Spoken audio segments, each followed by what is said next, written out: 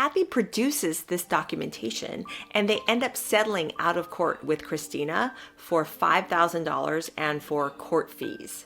And Kathy's lawyer at the time stated, quote, "We've proved our point, and our adopted sister," meaning Christina Crawford, "our adopted sister should now be careful in the future, knowing that she will be held accountable for her words," end quote. Not good, not good. We cannot talk about Joan without talking about the allegations of abuse, so let's do an overview of that. So Joan adopted 5 children over her lifetime. 4 remained in her care. She adopted Christina Crawford officially in 1940. She also adopted Christopher Crawford in 1943, who was actually the 3rd child she had adopted. She adopted another baby boy in 1942, whom she had also named Christopher, but in a weird twist, the birth mother had a change of heart, wanted him back, was threatening lawsuits and all types of negative publicity against Joan.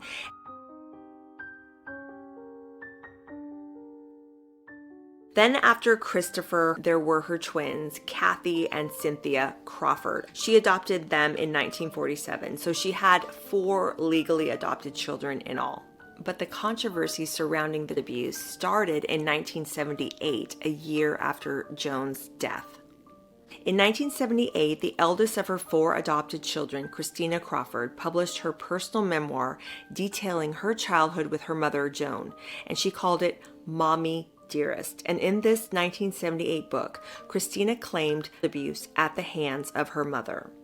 The book eventually became a movie of the same name in 1981, starring Faye Dunaway as Joan, and it eventually became a really campy and kind of like a cult classic in its own right.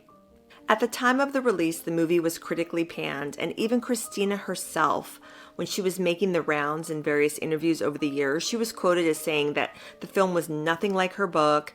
And also in 1982 on the Today Show, she told Jane Pauley, quote, "It wasn't realistic, it was not from the point of view of the child, the relationship was not believable and too extreme," end quote.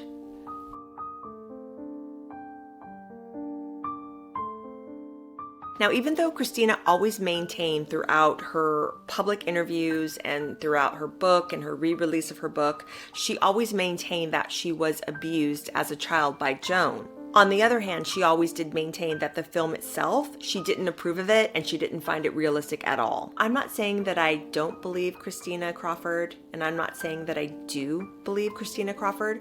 I wasn't there, obviously, but in my research, I've come across more people that do seem to contradict Christina's narrative of her time being raised in the household with her mother, Joan. And although Christina's book and her accounts of her time with her mother seems to have tarnished Joan's image over the years, there have just been more and more people coming out to defend Joan and Joan's name and her reputation. And I have to say that a lot of these people that are refuting Christina's claims of abuse at the hands of Joan, they're saying that they find it extremely suspect that Christina only decided to release the book a year after her mother was dead and couldn't defend herself. And she was also excluded from the majority of the estate, basically from Joan's will when Joan died. So a lot of Joan's defenders saw that as a sort of retaliatory move after Joan had died, and obviously Joan's not there to defend herself against Christina's claims. So the twins, Kathy and Cindy, the last 2 children that Joan adopted, have since passed away. Cindy passed away in 2007, and Kathy passed away from lung cancer in 2020. They both have always been staunch defenders of their mother, and they have stated in numerous interviews over the years that they never experienced abuse from their mother, nor did they witness any abuse of Christina or Christopher at the hands of their mother. And they portray her as a strong disciplinarian. I came across an interview that Cindy Crawford made in the 90s where she's quoted as saying, "She wanted us to grow up independently and self-reliant and to set our goals as to what we believe was right. We had one cook, one governess, but we still had to make our beds and wash our dishes, and she wasn't that kind of person that my sister Christina had said. She was very caring and loving. I never saw a mother lose her cool. She never lost her cool in front of us. Sometimes she showed her frustration, but not with the cruelty that the book had mentioned. She was a fine woman who had 2 fine careers, one as an actress and one as a businesswoman, and she never lost control." And the other twin, Cynthia, was interviewed by ABC News before she passed away. And the ABC News reporter asked her, how do you account for all of the differences between the experiences of the 4 adopted children? Basically, why are 2 children saying that they were abused and then you and your twin sister say that you were not abused? How do you account for that? So she was quoted as saying, I don't dwell on it anymore. I don't think about it. I think about my life with her and what she did for me growing up. She was very generous, very loving, and very nurturing. She was wonderful. She was very kind, very strict, but all parents are to a certain degree, and that's how we teach our children, and she was just a very loving, caring person, and I miss her every day. So as you can see, 2 very, very different accounts from the primary sources, the people that were actually living with Joan. You've got Christina Crawford and also Christopher Crawford, who later, substantiated his sister's claims. You've got those 2.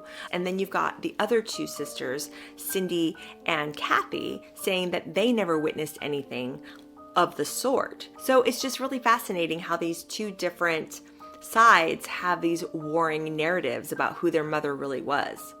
And what's really interesting is I can remember when I watched Mommy Dearest for the first time when I was 12, 13, and I didn't even know that Joan had 2 other children. I didn't know that she had twins, that she had adopted 2 other children after she adopted Christina and Christopher. I thought that Christina and Christopher were the only 2 because that's the only 2 children that the movie Mommy Dearest even mentions. So that is something that as I got older in my research about Joan, I didn't even know that she had twins, but obviously back then we didn't have the internet. We just had movies and we had magazines. So if you didn't have a movie talking about the twins or you didn't have a magazine talking about the twins, how would you even know that they existed? I mean, maybe you'd know that they existed if you were older and knew about Joan back in the day when she was the Grande Dame star and in all the magazines, but I had no idea that she even had twins. So that's a little crazy. So again, I am not saying that I don't believe Christina. I'm not saying that it happened or it didn't happen. Obviously, I wasn't there. None of us were there.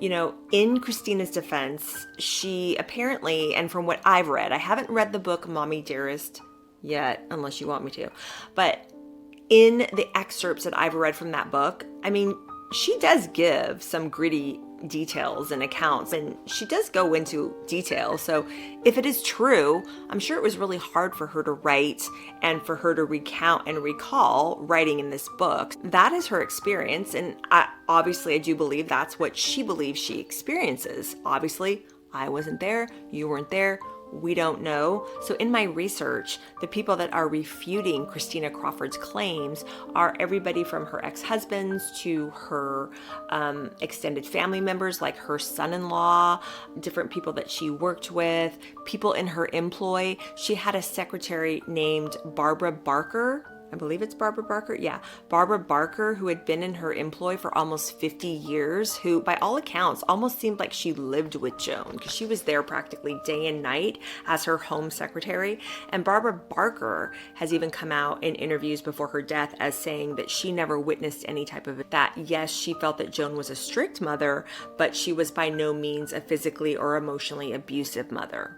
But again, it's important to say that just because people didn't witness actual doesn't mean that it didn't happen. For me, I find it particularly interesting that when you take Christina and Christopher's claims and put those aside, there really is nobody in Joan's life, whether in a personal or professional capacity, that has come out to substantiate those claims. It seems like Christina and Christopher are the only people that have come forward and portrayed her as being an emotional and a physically abusive mother.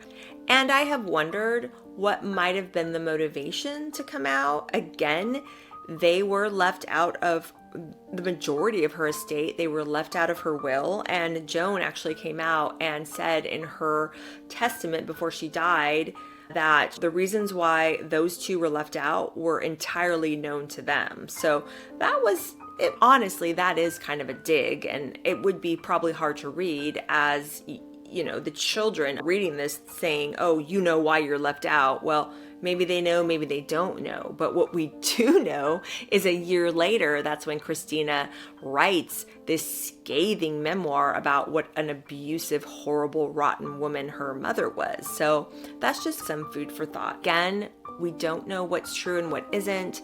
We know what Christina says happened. We also know what people who were also raised by Joan, the twins, what they say happened, their experiences of their mother. I know there have been victims that have said that abuse sometimes is heaped on one child in a family and not another. So there's so many different scenarios and things that can go on here, the different sides of the issue here, all the different people that are claiming who Joan is and who Joan isn't. I would encourage you to do your own research, but nonetheless, fascinating, right?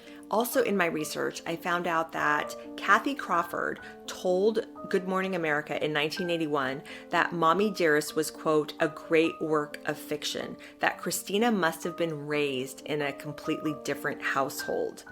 And Kathy also actually sued her older adopted sister, Christina Crawford, for defamation in 1998. Apparently, Christina was out on a promotional tour because it was the 20th anniversary of her book, Mommy Dearest. And I guess in the promotional tour, she was giving interviews and she was making claims saying that Kathy and Cindy were not biological twins, and also that they were not technically legally adopted by their mother. So Kathy Crawford gets wind of the claims that Christina Crawford is making in these interviews during her promotional book tour, and she decides to sue Christina Crawford for defamation, saying, oh, no. We are biological twins, and yes, we were legally adopted by our mother, Joan Crawford, and they provided birth certificates, they provided documents, evidence to back up their claims that, yes, we were legally adopted and we are biological sisters. Kathy produces this documentation, and they end up settling out of court with Christina for $5,000 and for court fees. And Kathy's lawyer at the time stated, quote, we've proved our point, and our adopted sister, meaning Christina Crawford, our adopted sister should now be careful in the future, knowing that she will be held accountable for her words, end quote. Not good. So how is that for family drama? Not an easy time. I mean, you've got these 4 children that were warring over the narrative about who their mother really was. So I did not want to make this video specifically all about the controversy, but I did feel that it was important to bring it up because I know that is usually at the forefront whenever someone talks about, thinks about, or discusses Joan Crawford. Again, I would encourage you, if you're interested, to do your own research. There's a wealth of info out there about Joan and her life and all of this stuff.